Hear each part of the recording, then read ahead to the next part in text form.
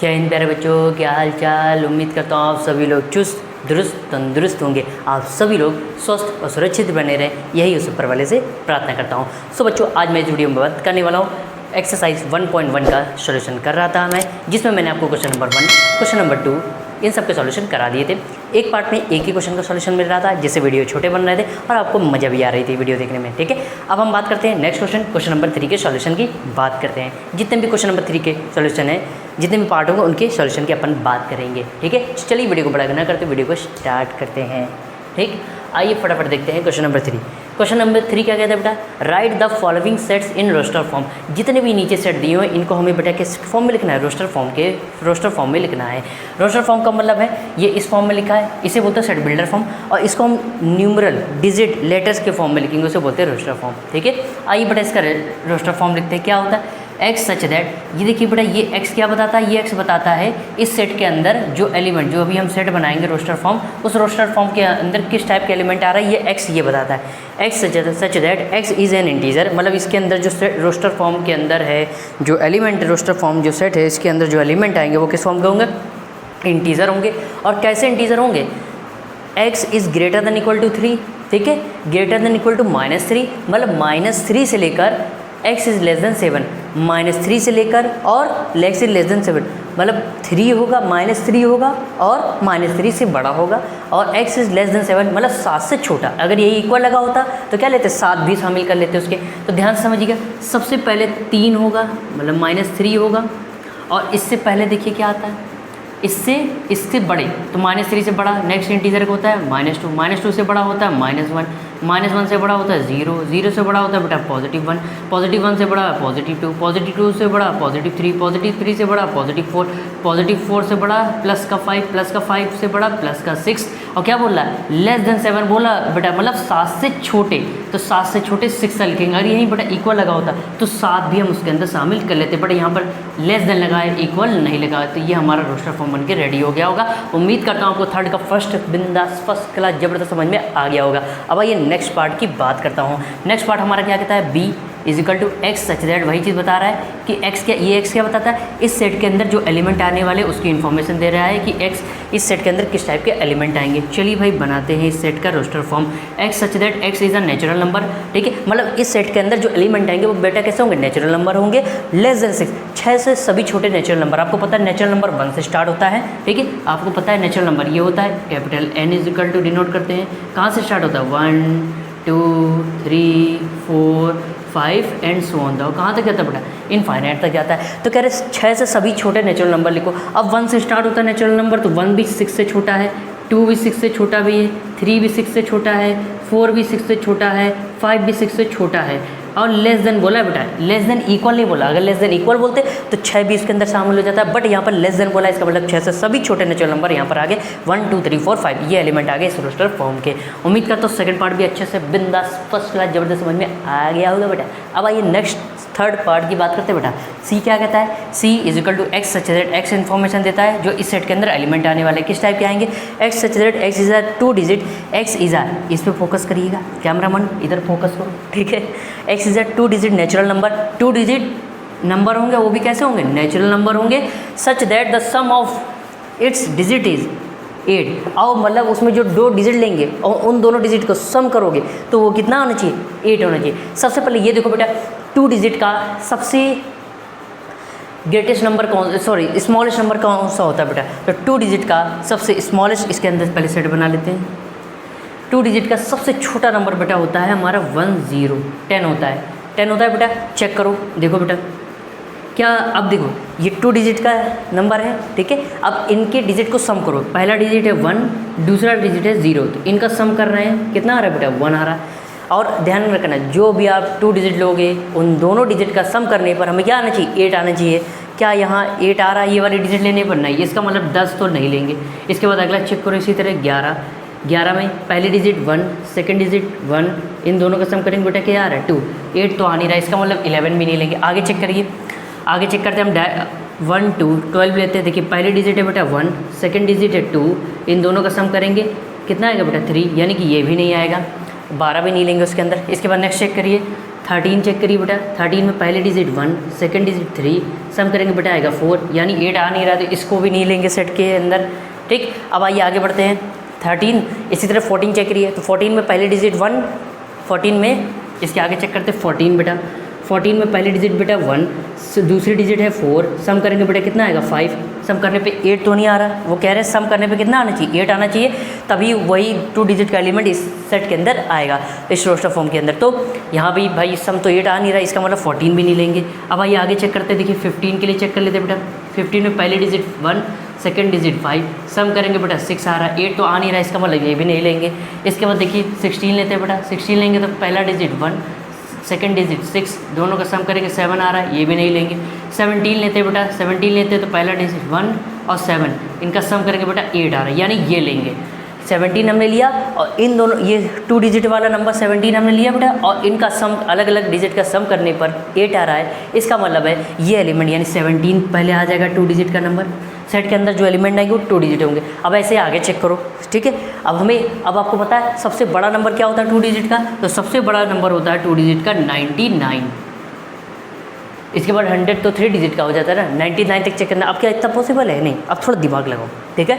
जैसे 1 और 7 ऐड किया तो क्या आया आपका 8 आया। इसी तरह हम चेक करेंगे, अगर 1 वाले सारे खत्म, अब 2 वाले की बात करो, 20 लेंगे तो क्या 20, अगर मान लो 20 लेते हैं, यही 20 ले लें तो 20 में 2 अलग और 0, 2 और 0 को सम करके बेटा कितना आएगा 2, 8 तो आ नहीं रहा है, इसका मतलब ये नहीं लेंगे।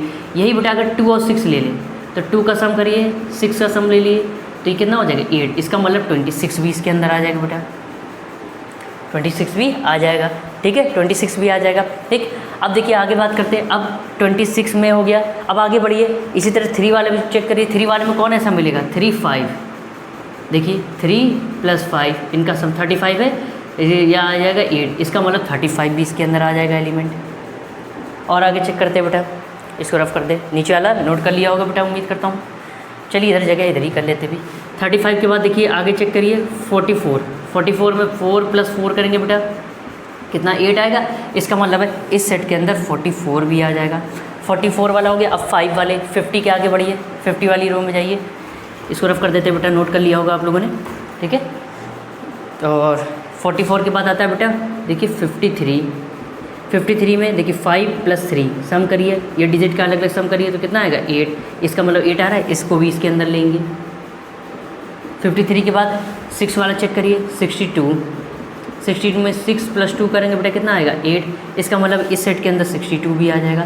नेक्स्ट बेटा चेक करिए 70 वाला 71, 7 + 1 करेंगे बेटा कितना आ जाएगा 8 आ जाएगा, इसका मतलब है इस सेट के अंदर 71 भी आ जाएगा बेटा, ठीक है। अब 80 की बात करते हैं, 80 बात करेंगे तो 8 + 0 करेंगे, 2 डिजिट का नंबर है 80, कितना आएगा 8, इसका मतलब इसके अंदर 80 भी आएगा, 80 भी आएगा। अब आगे चेक करिए कि 90, 91, 92 नहीं, अब बस इतने ही एलिमेंट होंगे जिनका सम करेंगे तो कितना आएगा 8। कितने एलिमेंट आ रहे हैं इसके अंदर 1 2 3 4 5 6 7 8। कमेंट करके बताइए, कमेंट में बताइए कोई एलिमेंट ऐसा छोटा तो नहीं, कोई नंबर 2 डिजिट का जिसका सम करे तो 8 आ रहा है। आई थिंक मेरे ख्याल से सारे आगे चुके हैं, जिनका हम सम करते हैं तो क्या आता है 8 आता है। आई थिंक सारे ही आ चुके हैं, कोई बचा नहीं है।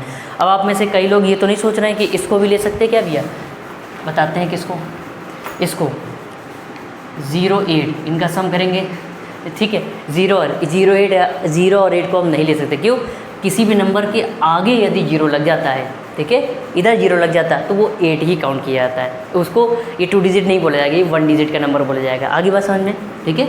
उम्मीद करता हूँ आपको ये अच्छे समझ में आ गया होगा। तो ये हो गया थर्ड पार्ट का रोस्टर फॉर्म, उम्मीद करता हूँ ये समझ में आ गया होगा, ठीक है।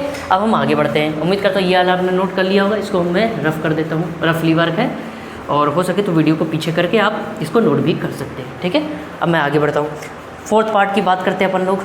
डी वाला क्या कहता है, इसका रोस्टर फॉर्म बनाते हैं बेटा, क्या है, एक्स सच दैट, मतलब एक्स क्या बताता है, मैं बता चुका, एक्स क्या बताता है, इस सेट के अंदर जो एलिमेंट आने वाले हैं उनकी इन्फॉर्मेशन देता है। X such that x is a prime number, मतलब इस सेट के अंदर जो एलिमेंट आएंगे वो कैसे होंगे, प्राइम नंबर होंगे, ठीक है। विच इज़ डिवीज़र ऑफ 60, जो कि 60 के डिवीज़र होंगे, मतलब 60 को डिवाइड करते होंगे। सबसे पहले सबसे अच्छा तरीका है 60 की बेटा क्या कर लो, प्राइम फैक्टराइजेशन। 2 से डिवाइड करेंगे बेटा कितना आएगा 30, फिर 2 से अगेन 2 से डिवाइड करेंगे कितना आएगा बेटा 15, फिर 3 से बेटा डिवाइड करेंगे कितना हो जाएगा 5, फिर 5 से डिवाइड करेंगे कितना आएगा 1। ठीक है, तो कौन कौन से एलिमेंट आए 2, 2। अब आपको पता है सेट के अंदर कोई भी एलिमेंट बार बार रिपीट नहीं करता है, तो 2 बार है, एक ही बार लिखेंगे, 3 और 5। अब आप चेक कर लो कि कोई भी ऐसा प्राइम, इनके अलावा कोई ऐसा प्राइम नंबर नहीं होगा जो 60 को डिवाइड कर दे।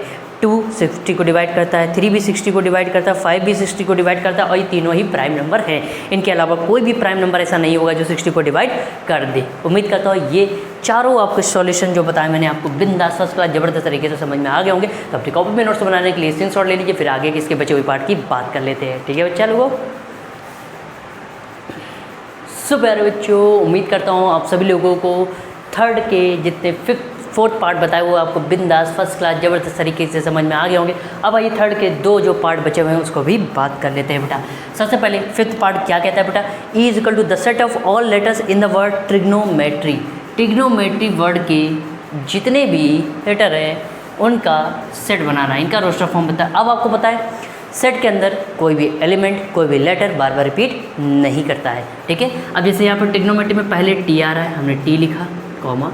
अब देखिए ये जितने भी लेटर हैं इनको अलग अलग करके लिखना होता है। देखिए आर आ रहा है, आर जैसे मान लीजिए ट्रिग्नोमेट्री में टी कितनी बार आ रहा है, टी देखिए बेटा 1-2 बार आ रहा है।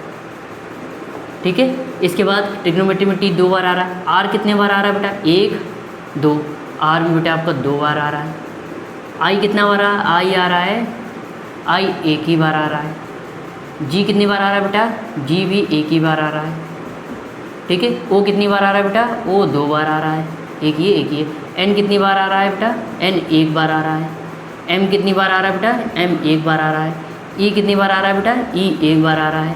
ठीक है, और क्या बचा, वाई कितनी बार आ रहा है, वाई 1 बार आ रहा है। अब देखिए ट्रिग्नोमेट्री में टी 2 बार आ रहा है, लेकिन आपको पता है कि सेट के अंदर कोई भी लेटर या एलिमेंट बार बार रिपीट नहीं कराया जाता, तो टी को एक ही बार लिखेंगे। आर ट्रिग्नोमेट्री में बेटा 2 बार आ रहा है, लिखेंगे एक ही बार। ठीक, आई 1 बार आ रहा है तो उसको एक ही बार लिखा जाता है। जी 1 बार आ रहा है तो जी को भी एक ही बार लिख लेंगे। ओ 2 बार आ रहा है तो ओ को एक ही बार लिखेंगे।